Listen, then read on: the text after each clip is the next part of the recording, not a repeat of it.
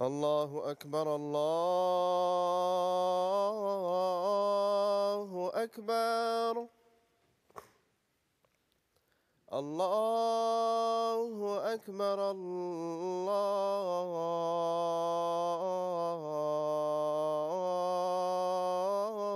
الله أكبر أشهد أن لا إله إلا الله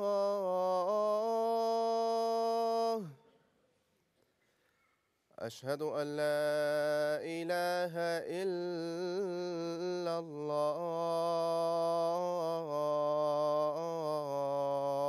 الله أشهد أن محمدًا رسول الله أشهد أن محمدًا رسول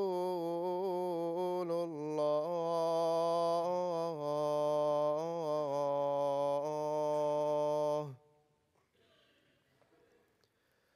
حي على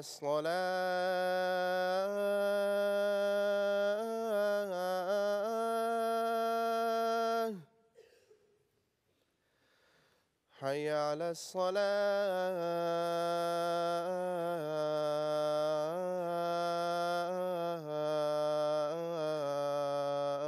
الصلاة حي على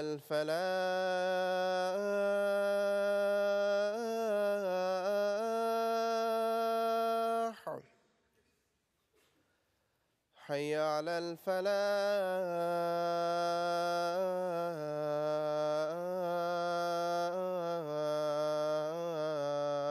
الفلاح الله أكبر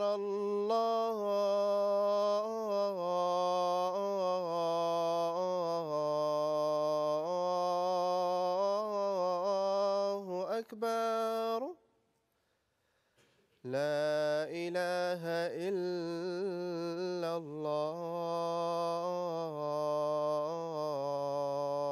الله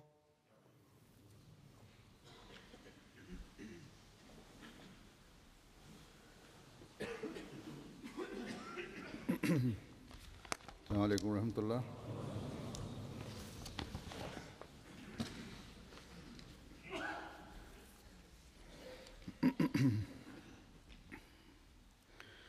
أشهد أن لا إله إلا الله وحده لا شريك له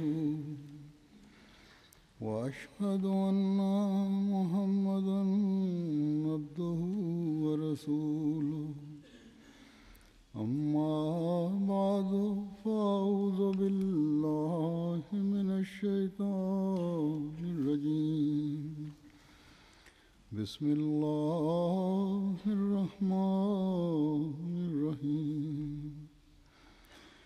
الحمد لله رب العالمين الرحمن الرحيم مالك يوم الدين إياك نعبد وإياك نستعين اهدنا الصراط المستقيم صراط الذين أنعمت عليهم غير المغضوب عليهم ولا الضالين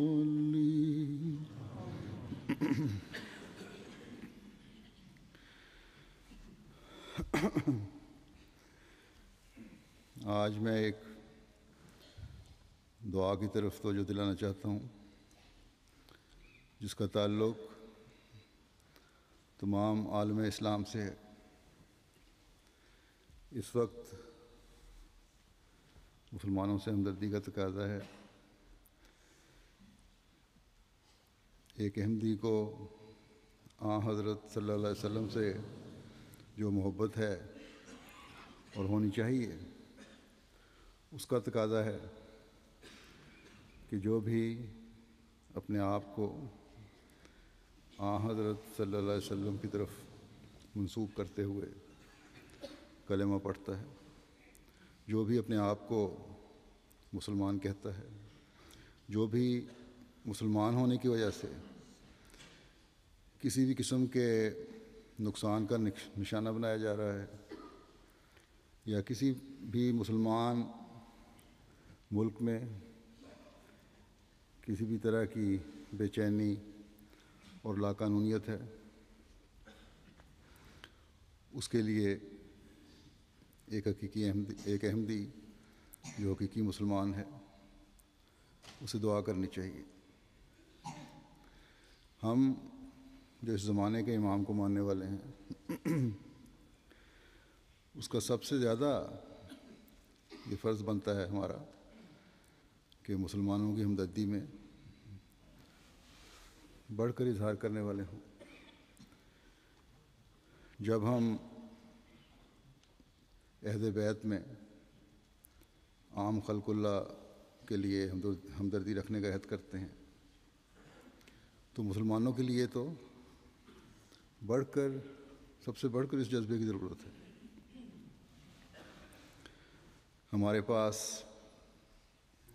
دنیاوی حکومت اور وسائل تو نہیں جس سے ہم عملی مدد بھی مسلمانوں کی کر سکیں، یا کسی ملک میں اگر ضرورت ہو تو کر سکیں۔ خاص طور پر بعض ممالک کی موجودہ سیاسی اور ملکی صورتحال کے تناظر میں ہمارے پاس یہ وسائل نہیں کہ ہم جا کر مدد کر سکیں۔ ہاں، ہم دعا کر سکتے ہیں، اور اس طرف ہر احمدی کو توجہ دینی چاہیے، یا جو احمدی ان ممالک میں بس رہے ہیں یا ان ممالک کے باشندے ہیں جن میں آج کل بعض مسائل کھڑے ہوئے ہیں، ان کو دعا کے علاوہ اگر کسی احمدی کے ارباب حکومت یا سیاستدانوں سے تعلق ہیں تو انہیں اس بات کی طرف توجہ بھی دلانی چاہیے کہ ان کے ذاتی مفادات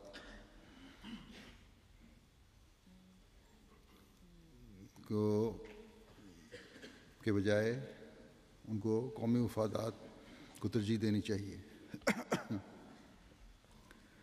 لیکن اللہ ماشاء اللہ عموماً مسلمان ارباب اختیار اور حکومت جب اقتدار میں آتے ہیں، سیاسی لیڈر جب اقتدار میں آتے ہیں یا کسی بھی طرح اقتدار میں آتے ہیں، تو حقوق العباد اور اپنے فرائض بھول جاتے ہیں۔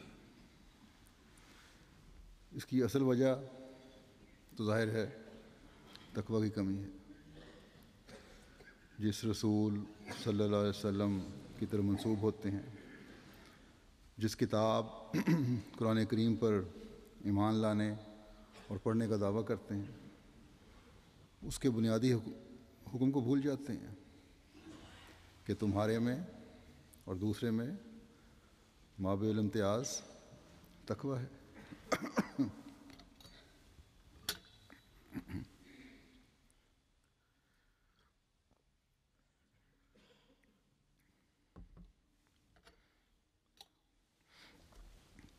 اور جب یہ امتیاز باقی نہیں رہا تو ظاہر ہے کہ پھر دنیا پرستی اور دنیا کی ہوس اپنی لپیٹ میں لے لیتی ہے۔ گو مسلمان اور اسلام کا نام استعمال ہو رہا ہوتا ہے، مسلمان کہلاتے ہیں، اسلام کا نام استعمال ہو رہا ہوتا ہے، لیکن اسلام کے نام پر حقوق اللہ اور حقوق العباد کی پامالی کی جا رہی ہوتی ہے۔ دولت کو، اقتدار کی ہوس کو، طاقت کے نشے کو خدا تعالیٰ کے احکامات پر ترجیح دی جا رہی ہوتی ہے، یا دولت کو سنبھالنے کے لیے، اقتدار کو مضبوط کرنے کے لیے غیر طاقتوں کا، غیر ملکی طاقتوں پر انحصار کیا جا رہا ہوتا ہے۔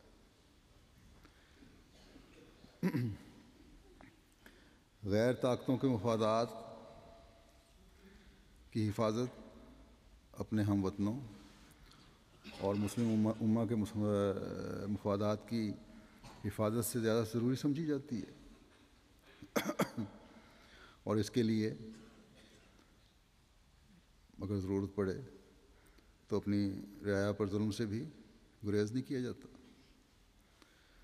پھر ہم یہ بھی دیکھتے ہیں کہ دولت کی لالچ نے سربراہان حکومت کو اس حد تک خود غرض بنا دیا ہے کہ اپنی ذاتی خزانے بھرنے اور حقوق العباد کی ادنیٰ سی ادائیگی میں بھی کوئی نسبت نہیں رہنے دی۔ اگر 100 اپنے لیے ہے تو ایک دوسرے حقوق ادا کرنے کے لیے۔ جو خبریں باہر نکل رہی ہیں ان سے پتہ چلتا ہے کہ کسی سربراہ نے سینکڑوں کلو گرام سونا باہر نکال دیا، تو کسی نے اپنے تہہ خانے خزانے سے بھرے ہوئے ہیں، کسی نے سوئس بینکوں میں ملک کی دولت کو ذاتی حساب میں رکھا ہوا ہے، اور کسی نے غیر ممالک میں بے شمار لاتعداد جائیدادیں بنائی ہوئی ہیں۔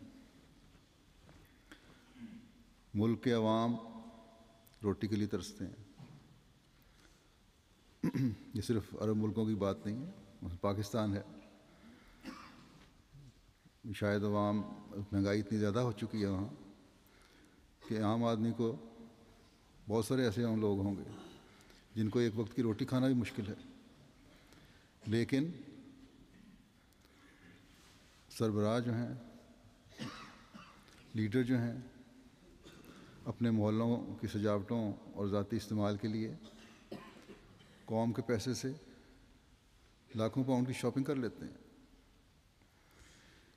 بس چاہے پاکستان ہے یا مشرق وسطیٰ کے ملک ہیں یا افریقہ کے بعض ملک ہیں، مسلمان سربراہوں نے جن کو ایک رہنما کتاب، شریعت اور سنت ملی، جو اپنی اصلی حالت میں آج تک زندہ و جاوید ہے، باوجود اس قدر رہنمائی کے حقوق اللہ اور حقوق العباد کی دھجیاں اڑا رہے ہیں لوگ۔ بس امت مسلمہ تو ایک طرف رہی، یعنی دوسرے ملک جن کے حقوق ادا کرنے ہیں، اپنے ہم وطنوں کے بھی مال غصب کیے جا رہے ہیں۔ تو ایسے لوگوں سے کیا توقع کی جا سکتی ہے کہ وہ تقویٰ پر چل کر حکومت چلانے والے ہوں گے، یا حکومت چلانے والے ہو سکتے ہیں؟ یہ لوگ ملک میں فساد اور افراتفری پیدا کرنے کا ذریعہ تو بن سکتے ہیں، طاقت کے زور پر کچھ عرصہ حکومتیں تو قائم کر سکتے ہیں، لیکن عوام الناس کے لیے سکون کا باعث نہیں بن سکتے۔ بس ایسے حالات میں پھر ایک رد عمل ظاہر ہوتا ہے، جو گو اچانک ظاہر ہوتا ہوا نظر آ رہا ہوتا ہے، لیکن اچانک نہیں ہوتا، بلکہ اندر ہی اندر ایک لاوا پک رہا ہوتا ہے، جو اب بعض ملکوں میں ظاہر ہونا شروع ہو گیا ہے اور بعض میں اپنے وقت پر ظاہر ہوگا۔ جب یہ لاوا پھٹتا ہے تو پھر یہ بھی طاقتوروں اور جابروں کو بزم کر دیتا ہے. اور پھر کیونکہ ایسے رد عمل کے لیے کوئی معین لائحہ عمل نہیں ہوتا. مظلوم کا ظالم کے خلاف رد عمل ہوتا ہے. اپنی گردن آزاد کروانے کے لیے اپنی تمام تر قوتیں صرف کی جا رہی ہوتی ہیں. اور جب مظلوم کامیاب ہو جائے تو وہ بھی ظلم پر اتر آتا ہے. اس لیے میں کہہ رہا ہوں کہ احمدی کو بہت زیادہ اسلامی دنیا کے لیے خاص طور پر بہت زیادہ دعاؤں کی ضرورت ہے. اس سے پہلے کہ ہر ملک اس لپیٹ میں آ جائے اور پھر ملک ظلموں کی ایک طویل داستان شروع ہو جائے، خدا تعالیٰ حکومتوں اور عوام دونوں کو عقل دے اور تقویٰ کا راستہ اختیار کرنے کی توفیق عطا فرمائے. اگر مسلمان لیڈرشپ میں تقویٰ ہوتا، حقیقی ایمان ہوتا، تو جہاں سربراہان حکومت جو بادشاہت کی صورت میں حکومت کر رہے ہیں یا سیاستدان جو جمہوریت کے نام پر حکومت کر رہے ہیں، وہ اپنے عوام کے حقوق کے خیال رکھنے کے والے ہوتے ہیں. پھر اسلامی ممالک کی ایک تنظیم ہے. یہ تنظیم صرف نام کی تنظیم نہ ہوتی، بلکہ مسلمان ممالک مسلمان ملکوں کی انصاف کے تقاضے پورے کرتے ہوئے مدد کرنے والی ہوتے ایک دوسرے کی، نہ کہ اپنے مفادات کے لیے اندر خانے ایسے گروپوں کی مدد جو دنیا میں فساد پیدا کرنے والے ہیں. اگر حقیقی تقویٰ ہوتا تو عالم اسلام کی ایک حیثیت ہوتی. عالم اسلام اپنی حیثیت دنیا سے منواتا. بر اعظم ایشیا کا ایک بہت بڑا حصہ اور دوسرے بر اعظموں کے بھی کچھ حصوں میں اسلامی ممالک ہیں، اسلامی حکومتیں ہیں. لیکن دنیا میں عموماً ان سب ممالک کو غریب قوموں کی حیثیت سے جانا جاتا ہے، یا غیر ترقی یافتہ قوموں کی حیثیت سے جانا جاتا ہے، یا کچھ ترقی پذیر کہلاتی ہیں. بعض جن کے پاس تیل کی دولت ہے وہ بھی بڑی حکومتوں کے زیر نگین ہیں. ان کے بجٹ، ان کے قرضے جو وہ دوسروں کو دیتے ہیں، ان کی مدد جو وہ غریب ملکوں کو دیتے ہیں، یہ مدد کے بجٹ جو مختص کیے ہوتے ہیں غریب ملکوں کے لیے، اس کی ڈور بھی غیر کے ہاتھ میں ہے. اس لیے کہ خوف خدا نہ ہونے کی وجہ سے، خدا کے بجائے بندوں سے ڈرنے کی وجہ سے، نااہلی اور جہالت کی وجہ سے، اپنی ذاتی مفادات کی وجہ سے، نہ ہی دولت کا صحیح استعمال اپنے ملکوں میں انڈسٹری کو ڈیولپ کرنے میں ہوا ہے، نہ زراعت کی ترقی میں ہوا ہے.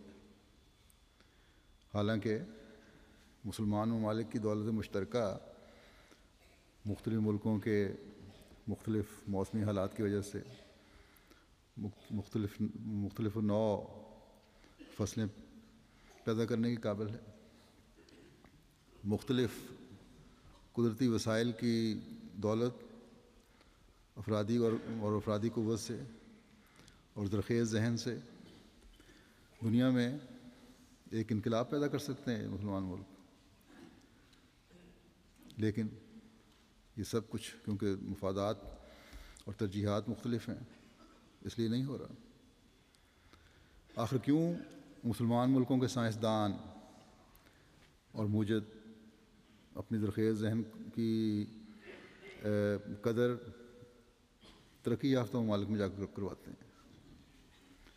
اس لیے کہ ان کی قدر اپنے ملکوں میں اس حد تک نہیں ہے، ان کو استعمال نہیں کیا جاتا، ان کو سہولتیں نہیں دی جاتی۔ جب ان کے قدم آگے بڑھنے لگتے ہیں تو سربراہوں یا افسر شاہی کے ذاتی مفادات ان کے قدم روک دیتے ہیں۔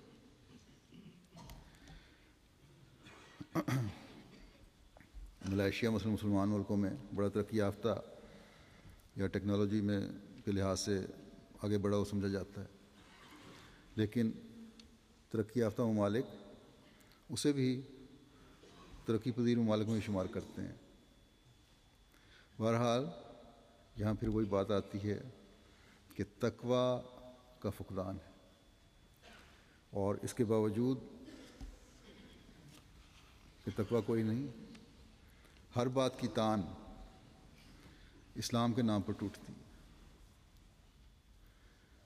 قدریں بدل گئی ہیں، اگر ہم نے ترقی کرنی ہے تو اپنی صحیح قدروں کی پہچان کرنی ہوگی ہمیں۔ اب آج کل کی صورتحال کس قدر فکر انگیز ہے۔ کہاں تو یہ حکم ہے مومن کو کہ مومن ایک دوسرے کے بھائی ہیں، ایک عضو کو تکلیف ہوتی ہے تو دوسرے کو تکلیف ہوتی ہے۔ قرآن کریم میں بھی یہ فرماتا ہے کہ انما المؤمنون اخوہ، کہ مومن تو بھائی بھائی ہیں۔ لیکن بعض ملکوں میں مثلا مصر سے بھی خبریں آئی ہیں اور دوسرے ملکوں سے بھی کہ حکومت نے قانونی اختیار کے تحت عوام کے خلاف تو جو کارروائی کی ہے وہ کی ہے، لیکن اسی پر بس نہیں، بلکہ عوام کو بھی آپس میں لڑایا گیا۔ جو حکومت کے حق میں تھے انہیں اسلحہ دیا گیا، گویا رعایا سے لڑی اور اس میں حکومت نے کردار ادا کیا۔ مسلمان ملک اگر جمہوری طرز حکومت اپنانے کا اعلان کرتے ہیں تو پھر جب تک عوام کسی قسم کے پرتشدد احتجاج کا اظہار نہیں کرتے اس وقت تک حکومت کو بھی برداشت کرنا چاہیے۔ لیکن خبروں کے مطابق تو ایسا رد عمل احتجاج پر حکومتوں کی طرف سے بھی ظاہر ہوا ہے جس نے سینکڑوں جانیں لے لی ہیں۔ تو ایک طرف تو مغرب کی نقل میں جمہوریت کا نعرہ ہے اور دوسری طرف برداشت بالکل نہیں، اور پھر مستضاد یہ کہ مسلمان پر ظلم کر رہا ہے۔ اگر جمہوریت کی نقل کرنی ہے تو برداشت بھی پیدا کرنی چاہیے۔ پھر اسلامی ممالک کی تنظیم جو کردار ادا کرنا چاہیے تھا وہ بھی انہوں نے نہیں کیا، کوئی اصلاح کی کوشش نہیں ہوئی۔ یہ سب کچھ گزشتہ چند ہفتوں میں مصر، ٹیونس یا دوسرے ملکوں میں ہو رہا ہے، لیبیا وغیرہ میں، یا جو کچھ ایک لمبے عرصے سے شدت پسندوں کے ہاتھوں افغانستان اور پاکستان میں ہو رہا ہے، یہ سب عالم اسلام کی بدنامی کا باعث ہے۔ یہ سب اس بھائی چارے کی نفی ہو رہی ہے جس کا مسلمانوں کو حکم ہے کہ بھائی چارہ پیدا کرو۔ یہ سب اس لیے ہے، جیسا کہ حضرت مسیح موعود علیہ السلام نے فرمایا ایک جگہ، کہ اس وقت تک تقویٰ بالکل اٹھ گیا ہے، بس اس وقت اسلام کی ساکھ قائم کرنے کے لیے، ملکوں میں امن پیدا کرنے کے لیے، عوام الناس اور ارباب حکومت و اقتدار میں امن کی فضا پیدا کرنے کے لیے تقویٰ کی ضرورت ہے، جس کی طرف کوئی بھی توجہ دینے کو تیار نہیں۔ توجہ کی صرف ایک صورت ہے کہ توبہ اور استغفار کرتے ہوئے ہر فریق خدا تعالیٰ کے آگے جھکے، تقویٰ کے راستے کی تلاش کرے، یہ دیکھے کہ جب ظہر الفساد فی البر والبحر، یعنی خشکی اور طریق میں فساد کی صورت خیال پیدا ہو جائے تو کس چیز کی تلاش کرنی چاہیے؟ قرآن کریم میں بھی اس کا حل لکھا ہے۔ حضرت صلی اللہ علیہ وسلم نے بھی اس بات کو خوب کھول کر بیان فرمایا ہے کہ اس فساد کو دور کرنے کا ایک ہی راستہ ہے، اور وہ راستہ ہے اس زمانے میں آپ صلی اللہ علیہ وسلم کے مسیح و مہدی کو قبول کر کے آپ صلی اللہ علیہ وسلم کا سلام پہنچانا۔ جب تک اس طرف توجہ نہیں کریں گے دنیاوی لالچ بڑھتے جائیں گے، اصلاح کے لیے راستے بجائے روشن ہونے کے اندھیرے ہوتے چلے جائیں گے۔ اس کے علاوہ اب اور کوئی ذریعہ نہیں ہے کہ تقویٰ کا اصول خدا تعالیٰ کے سے تعلق کے ذریعے سے ملنا ہے، اور خدا تعالیٰ سے تعلق اس اصول کے تحت ملے گا جس کی رہنمائی حضرت صلی اللہ علیہ وسلم نے فرما دی، اللہ تعالیٰ نے فرما دی۔ گزشتہ دنوں کسی نے مجھے ایک ویب سائٹ سے ایک پرنٹ نکال کر بھیجا جو انگلش میں تھا، جس میں حالات حاضرہ پر تبصرہ کرتے ہوئے کوئی مسلمان تنظیم ہے ان کی طرف سے یہ توجہ دلائی گئی تھی کہ اس صورت حال کا جو آج کل ملکوں میں ہو رہی ہے، اسلامی ملکوں میں، مستقل حل کیا ہے۔ وہ لکھتا ہے، بات مختصر بیان کر دیتا ہوں، کہتے ہیں کہ پوری دنیا کے مسلمان مصر اور ٹیونس کے انہوں نے مثال لی ہے کہ بھائی بہنوں کی اپنے ممالک کے ظالم حکمرانوں کے خلاف جد و جہد اور آزادی دیکھ کر بہت خوش ہیں، جد و جہد آزادی دیکھ کر بہت خوش ہیں۔ ترجمہ میں نے کیا اس کا۔ ہم ان واقعات پر چند خیالات کا اظہار کرنا چاہتے ہیں۔ تو پہلی بات اس نے یہ لکھی کہ یہ بات واضح ہو گئی ہے اور ہم سب اس بات کے گواہ ہیں کہ اس وقت اسلام کی ضرورت ہے کہ ظالم حکمرانوں کے خلاف آواز اٹھائی جائے۔ مصر اور تیونس کے واقعات نے دنیا کو بتا دیا کہ بدعنوان حکمرانوں کو ہٹایا جا سکتا ہے۔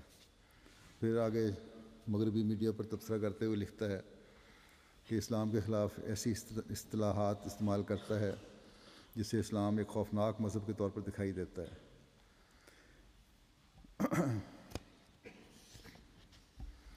حالانکہ لکھتا ہے کہ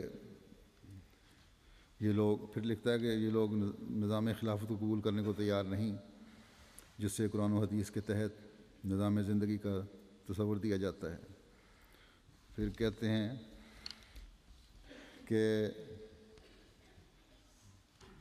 اسلامی طرز زندگی سے بددل کرنے کا یہ پروپیگنڈا ہم گزشتہ 10 سال سے دیکھ رہے ہیں۔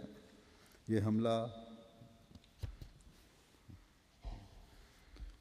حملہ پردہ، قرآن مجید یعنی برقع اور قرآن مجید اور حضرت محمد رسول اللہ صلی اللہ علیہ وسلم اور شریعت کی عزت و حرمت پر کیا جاتا ہے، جو روزمرہ کی زندگی سے لے کر سیاست کے ایوانوں تک اثر انداز ہوتا ہے۔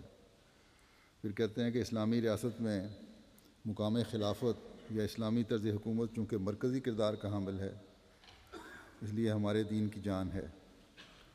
اسلام میں اتحاد کی امید وابستہ ہے جو مصر، غزہ اور سوڈان جیسے ممالک میں اتحاد پیدا کر سکتی ہے۔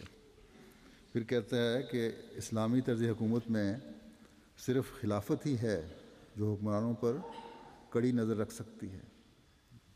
جہاں وہ حکمران منتخب کیے جاتے ہیں جو ریاست کو جواب دہ ہوتے ہیں، آزاد عدلیہ اور میڈیا کا نظام ہوتا ہے، جہاں عورت کو ماں، بیوی اور بہن کا مقام بلند دلایا جاتا ہے، جہاں کسی گورے کو کالے پر فوقیت نہیں ہوتی، جہاں بلا امتیاز مذہب و ملت، امیر اور غریب کے لیے ایک ہی قانون ہوتا ہے، جہاں ریاست عوام کے لیے روٹی، کپڑا اور مکان مہیا کرتی ہے۔ یہی ایک راہ ہے جس پر چل کر امت ایک بار پھر اسلام کی اخلاقی اور روحانی قدروں کا نور دنیا میں پھیلا سکتی ہے۔ پھر اس نے مسلمانوں کو اس بات پر ابھارنے کی کوشش کی ہے کہ اسلامی نظام کے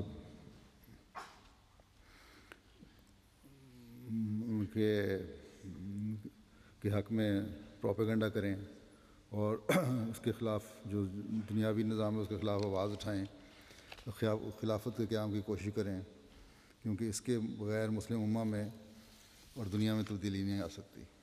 تو یہ خلاصہ ہے اس کی باتوں کا۔ تو مسلمانوں کو ایک کرنے کے لیے، انصاف قائم کرنے کے لیے، دنیا میں امن قائم کرنے کے لیے یقیناً نظام خلافت ہی ہے جو صحیح رہنمائی کر سکتا ہے۔ حکمرانوں اور عوام کے حقوق کی نشاندہی اور اس پر عمل کروانے کی توجہ یقیناً خلافت کے ذریعے ہی مؤثر طور پر دلوائی جا سکتی ہے۔ یہ لکھنے والے نے بالکل صحیح لکھا ہے، لیکن جو سوچ اس کے پیچھے ہے وہ غلط ہے۔ جو طریق انہوں نے بتایا ہے کہ عوام اٹھ کھڑے ہو جائیں اور نظام خلافت کا قیام کر دیں، یہ بالکل غلط ہے۔ اس میں کوئی شک نہیں کہ نظام خلافت سے وابستگی سے ہی اب مسلم امہ کی بقا ہے۔ بس جیسا کہ میں نے کہا، اس تنظیم نے بہت صحیح حل مسلمانوں کی حیثیت بنوانے اور ان کو صحیح راستے پر چلانے کے لیے بتایا ہے، لیکن اس کا حصول عوام اور انسانوں کی کوششوں سے نہیں ہو سکتا۔ کیا خلافت راشدہ انسانی کوششوں سے قائم ہوئی تھی؟ باوجود انتہائی خوف اور بے بسی کی حالت کے اللہ تعالیٰ نے مومنین کے دل پر تصرف کر کے حضرت ابوبکر صدیق رضی اللہ عنہ کو خلافت کے لیے کھڑا کر دیا تھا۔ بس خلافت خدا تعالیٰ کی عنایت ہے، مومنین کے لیے ایک انعام ہے